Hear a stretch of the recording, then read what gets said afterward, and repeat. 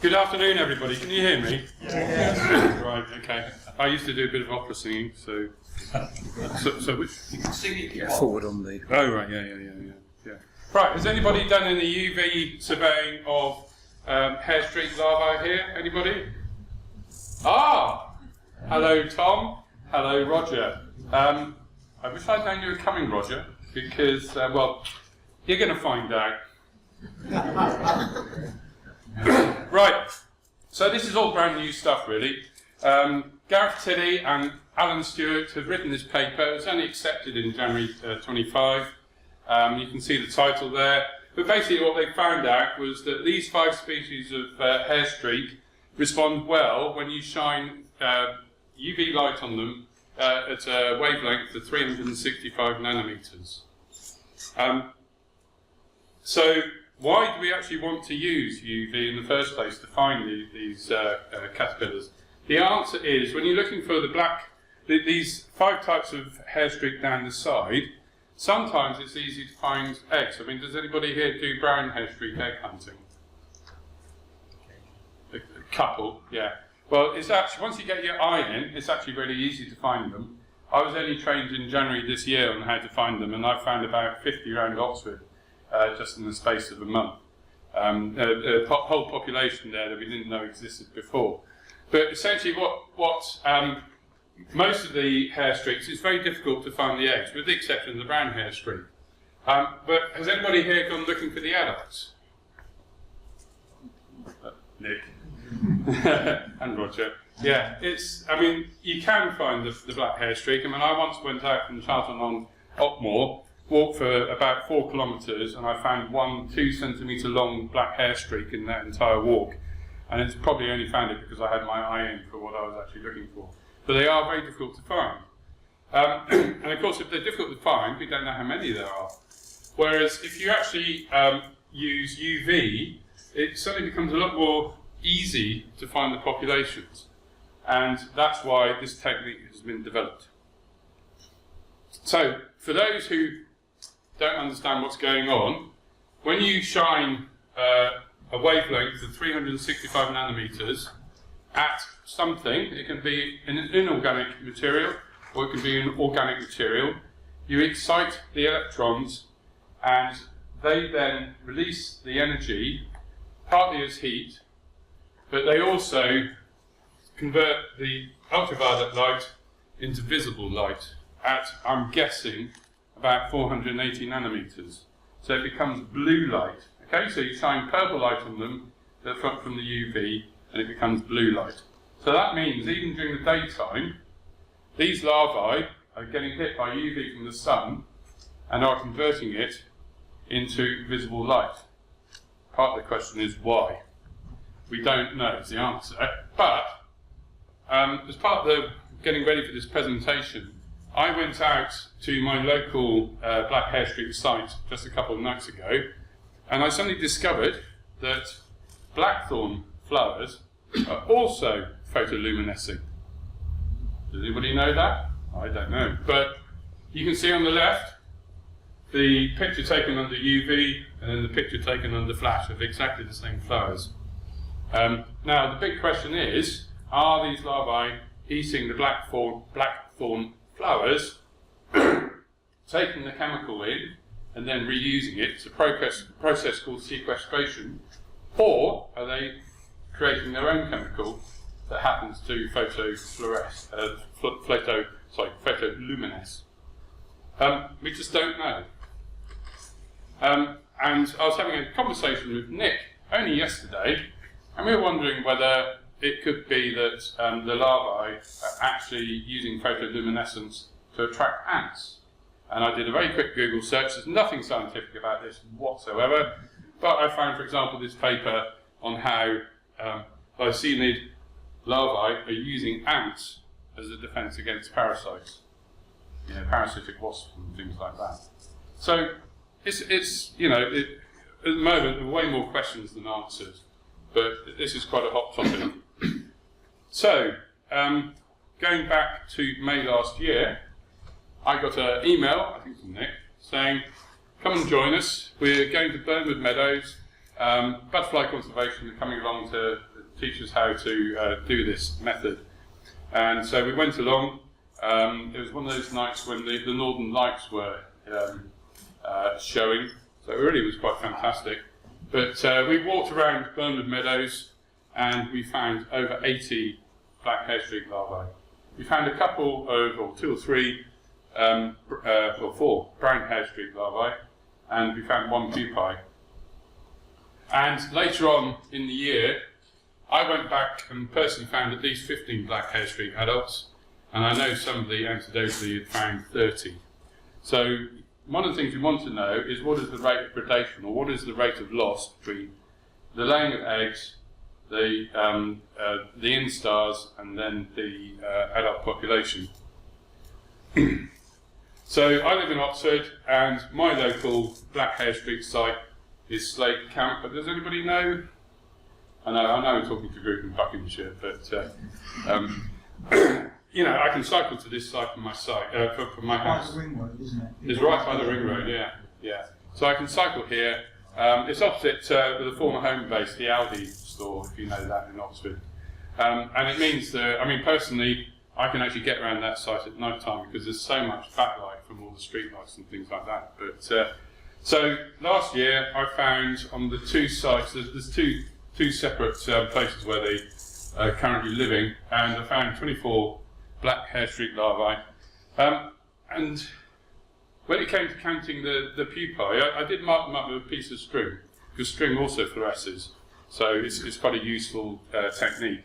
I ended up with 6 to 8 black hair streak pupae, and ended up, well, I counted 2 on the meadow, which is the bigger population, and 1 at the top. So there seems to be quite a high rate of predation taking place.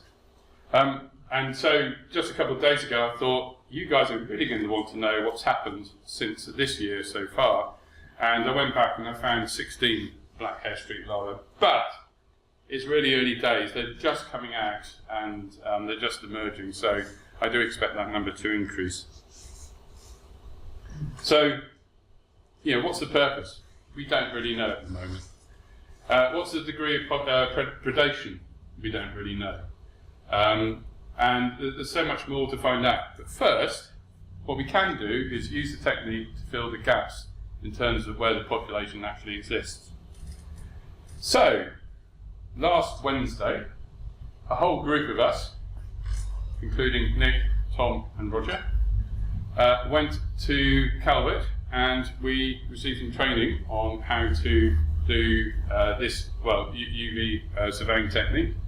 And this is the map of the reconnecting Burnwood, Otmore and the River Ray, the BAG project. So half in Buckinghamshire, half in Oxfordshire. And just to give you one example, these are the known black hair streak sites.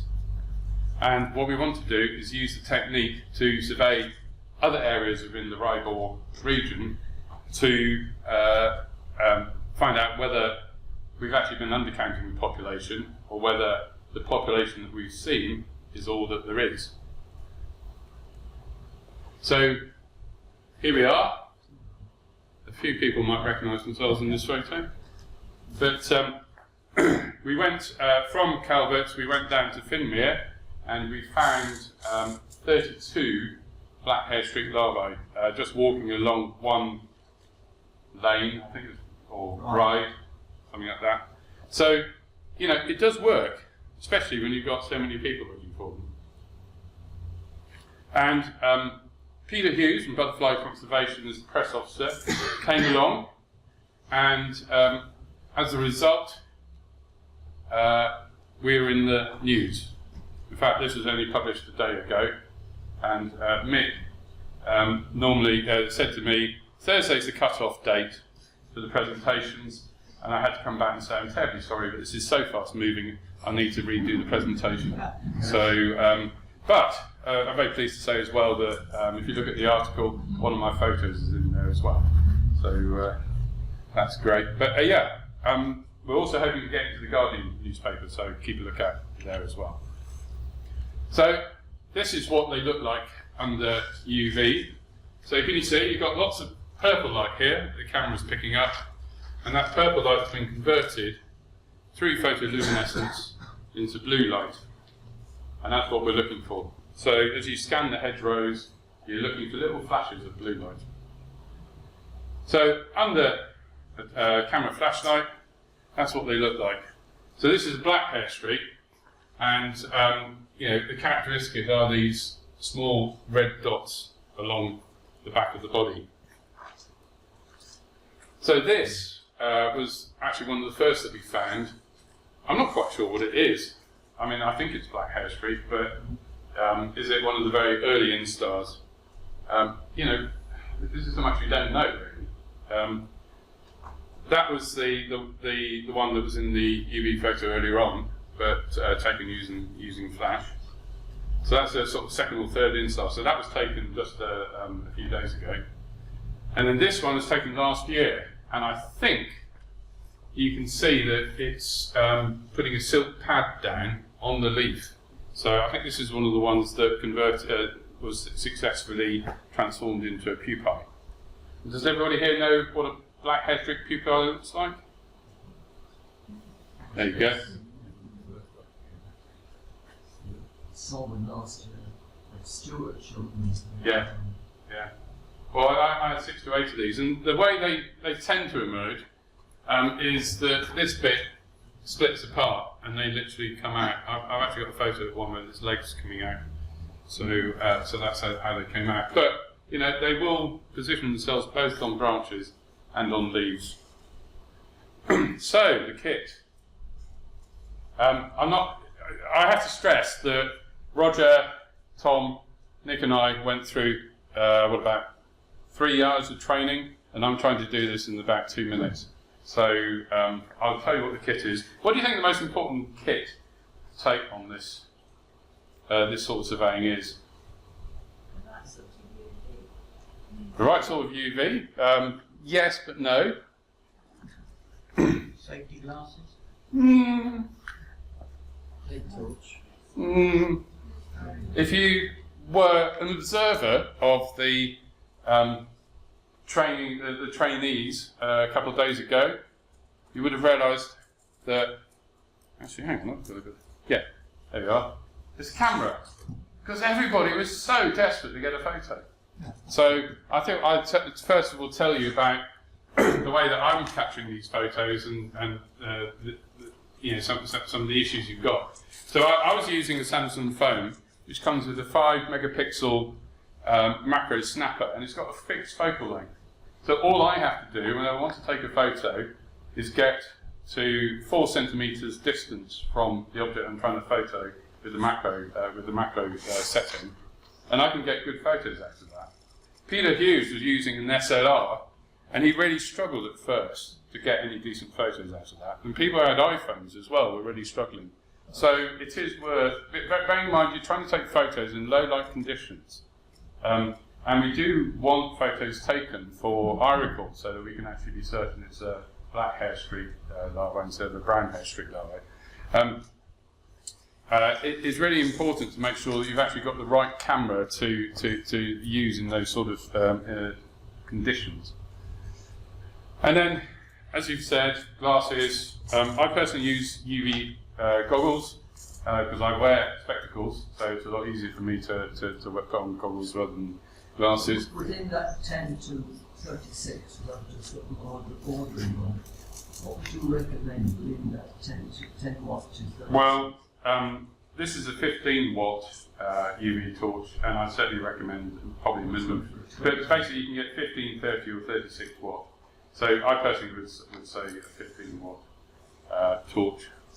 Available from Amazon.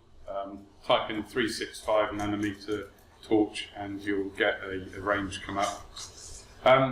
In terms of safety, my background is I trained as a chemist.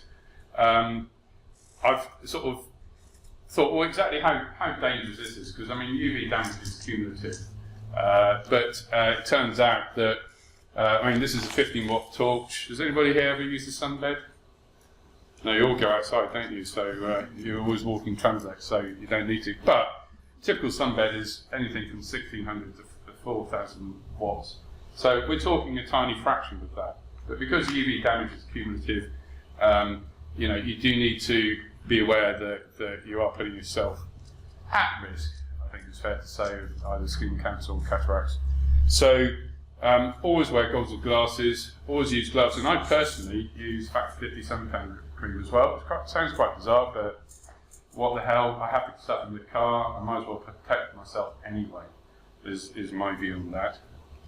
So, Roger. Here we have the well-dressed UV surveyor.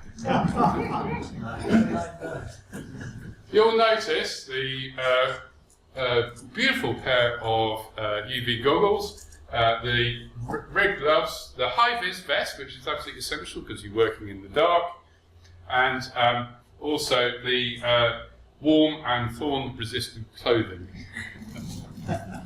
Thank you, Roger. I bet you didn't know that I was going to do this. What did show up was all the sort of debris on my clothes with the UV light. I thought it was HS2. So, I've been to several sites now, and it's absolutely essential to make sure you go there during the day and see what's around.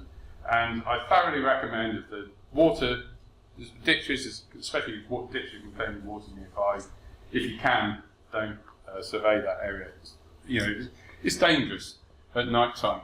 Also dangerous are burrows and warrens. You could easily break a leg or something like that in one of those. So, for example, there's an area in Oxford called Burgess Field. Does anybody know it? It's on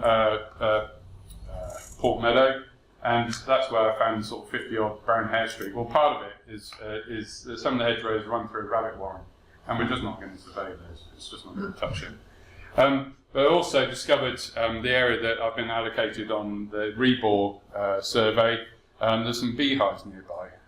So bee specialists, what happens when you bump into a beehive at night time? Yeah, I don't want to know about it personally. So that's one thing, is make sure you've actually planned your route before you actually go there in the night time. Also, do you need permission of the landowners? You're going to be shining lights around everywhere. The last thing you want is any sort of strange behaviour being reported to the police or anything like that. Have a plan for when things go wrong, and always pair up with somebody. And then this is a list of the safety equipment. Could I just add something on that photograph? Yeah. Notice I got on my right hand is an ordinary torch. But it's quite nice to have the UV torch and an ordinary torch.